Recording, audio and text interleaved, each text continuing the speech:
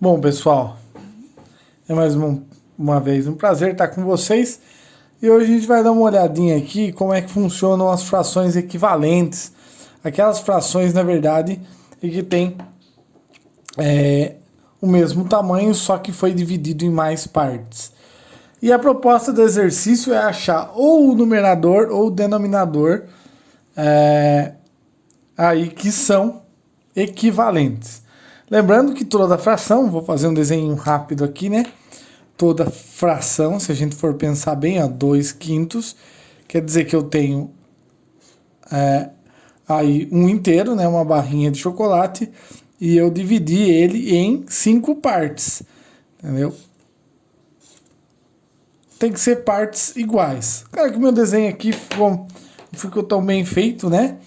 Então sempre o denominador, que é o número de baixo, ó, indica em quantas partes foi dividido. Ó. 1, 2, 3, 4, 5. Foi dividido em 5 partes. E o numerador, que é o número de cima, vai indicar quantas partes a gente vai pegar dessa fração. Então eu vou pegar aqui, ó, 2 partes dessa fração. Para mim achar a fração equivalente, é como se eu dividisse isso em mais partes. Então eu posso fazer isso de uma maneira com o desenho, como assim? Aqui eu geralmente, eu já expliquei em um outro momento, em que tudo que a gente vai dividindo, a gente volta multiplicando. Tudo que a gente vai multiplicando, a gente volta dividindo. Então, geralmente aqui a gente multiplicou, ó, por 6, por 2. 2 vezes 1, 2. 2 vezes 2, 4. 2 vezes 3, 6. Então, a gente acabou multiplicando por 3 aqui. Então, 2 vezes 3, 6. Para mim achar o denominador aqui embaixo, basta eu também multiplicar por 3. Então, o resultado aqui seria 5 vezes 3. 2 vezes 3, 6. 5 vezes 3. Então, o resultado seria 15. Professor, e no desenho? Se eu quisesse fazer através do desenho, basta você dividir aqui, ó, novamente em 3 partes. Então, ó, 1, 2, 3, 4, 5, 6, 7, 8, 9, 10, 11, 12, 13, 14, 15, que é o total de partes que foi dividido, entendeu? E se a gente olhar aqui, ó, 1, 2, 3, 4, 5, 6, 6 partes que foram tomadas. Então, o que que acontece? Eu acabo tendo aí, ó, uma fração equivalente. Por quê? Porque basicamente é o mesmo tamanho que foi dividido, porém, nessa divisão, aqui foram feitas mais divisões e foram tomados mesmo, mas é a mesma porção, é a mesma questão de equivalência.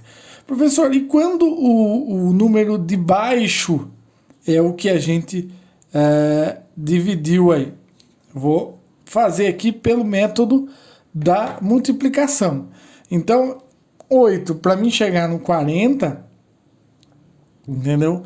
Eu faço aqui 40 dividido por 8. Ou eu simplesmente conto na tabuada. 8 vezes 1, 8. 8 vezes 2, 16.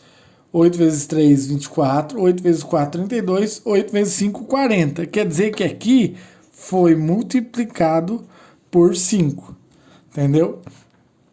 Multiplicado por 5. Basta fazer a mesma coisa aqui, ó.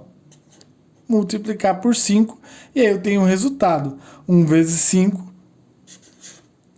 5.